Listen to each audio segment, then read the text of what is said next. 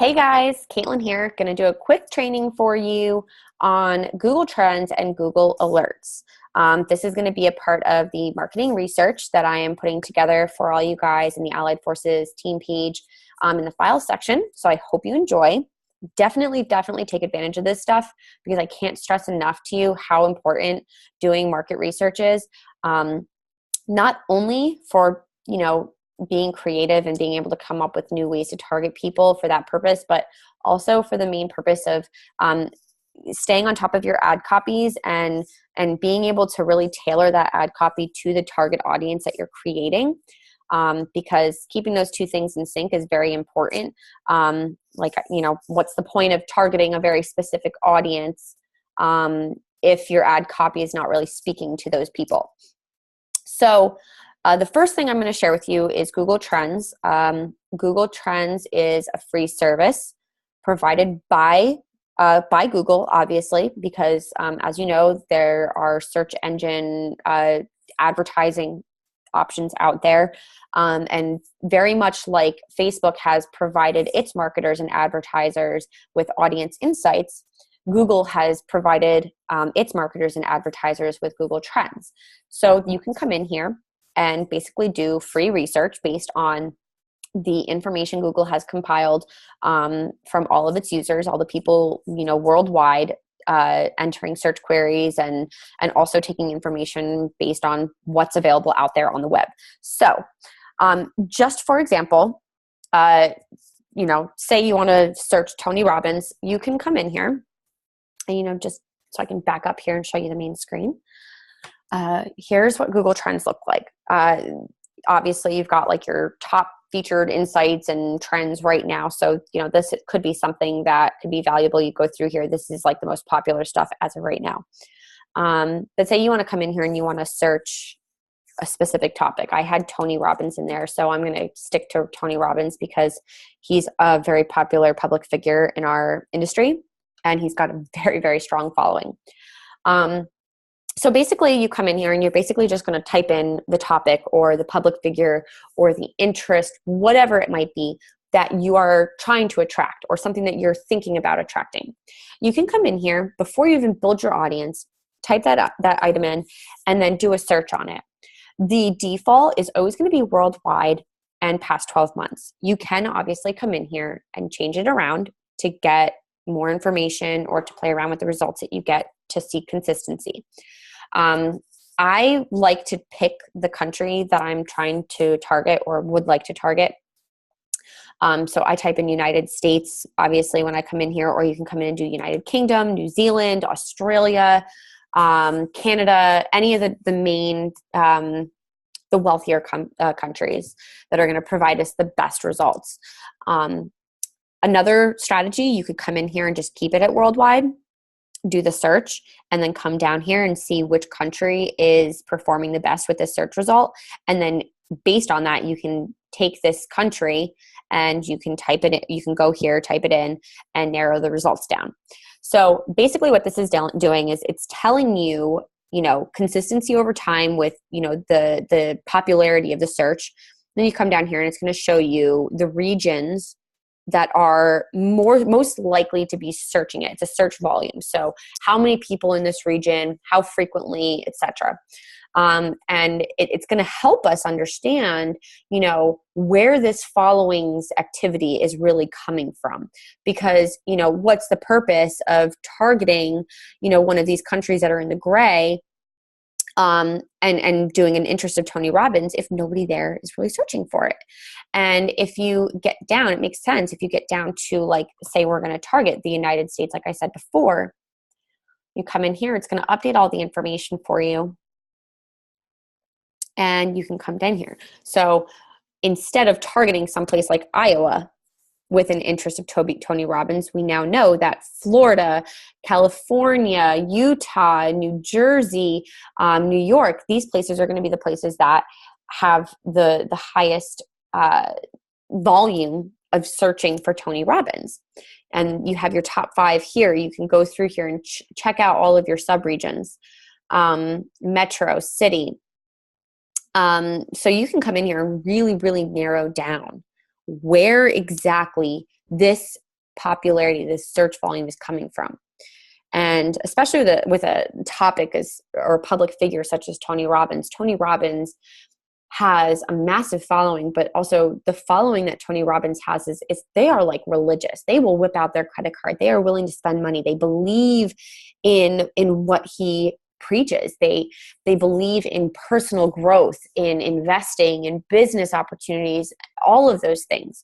So definitely keep that in mind too when you're doing searches for specific topics.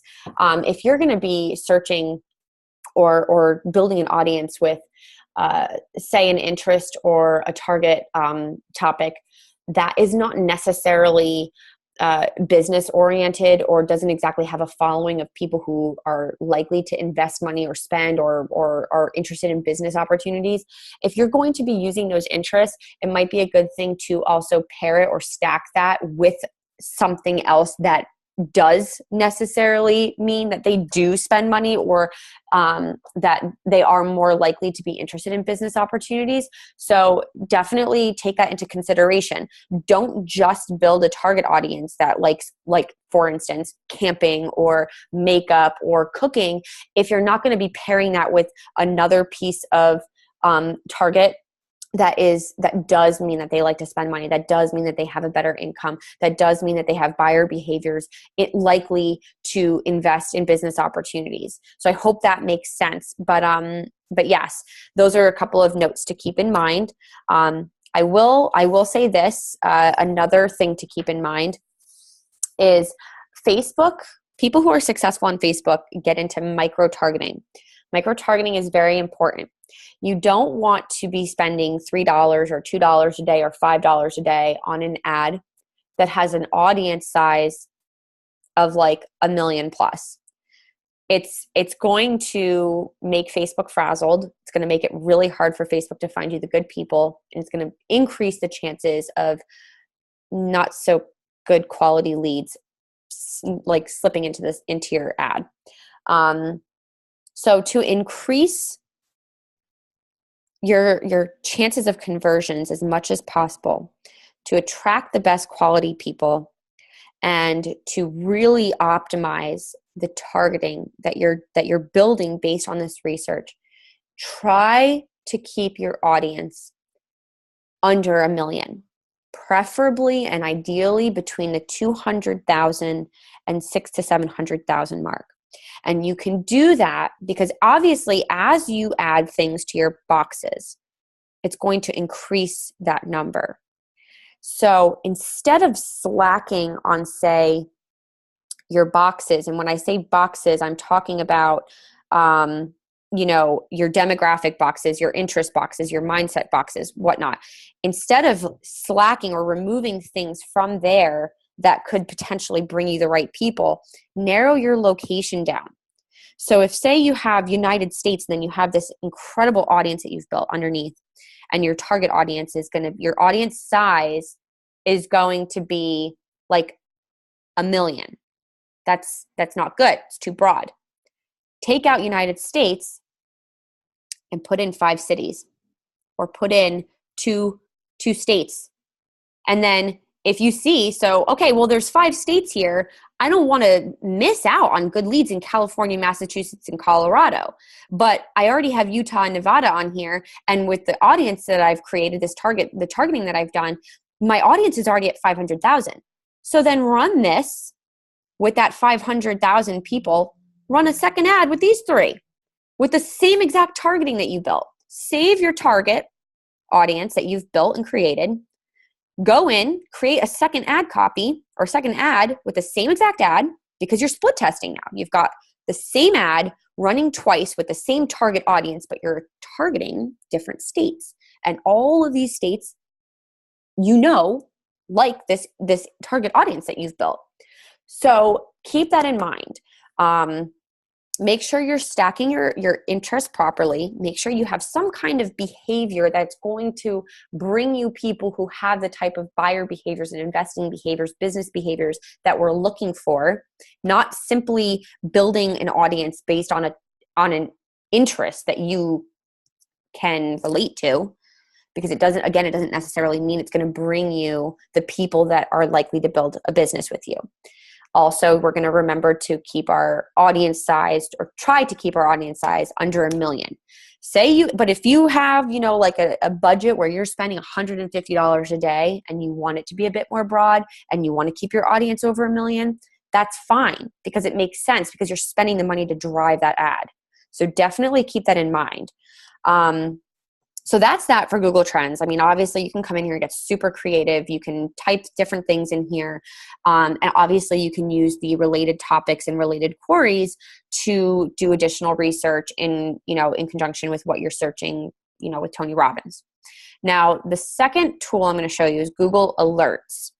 Google Alerts is very plain and simple based on what it says. Is you're creating an alert within Google that is going to send you email updates based on news updates and blog posts and things that are posted on the web based on the things that you're trying to attract, or based on certain topics. So you can come in here and say you're trying to target people who are into camping. You can come in here and type in camping, or you can type in makeup, or you can type in cooking, or travel, or a specific country, or a specific resort, or sport, anything that you're trying to attract, specific people.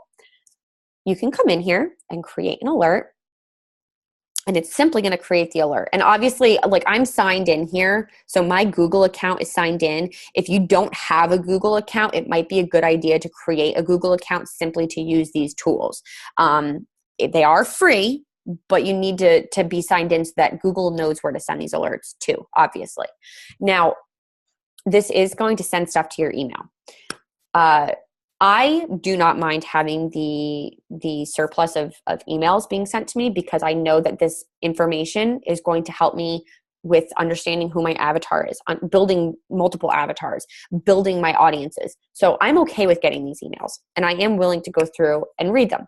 I don't read everything in full, but I do skim through things, and I try to pull the most valuable pieces of information out. I have a folder created in my email, so when I get all of these emails, I put everything in there. When I'm ready to build an ad copy or build a target audience, I can skim through it.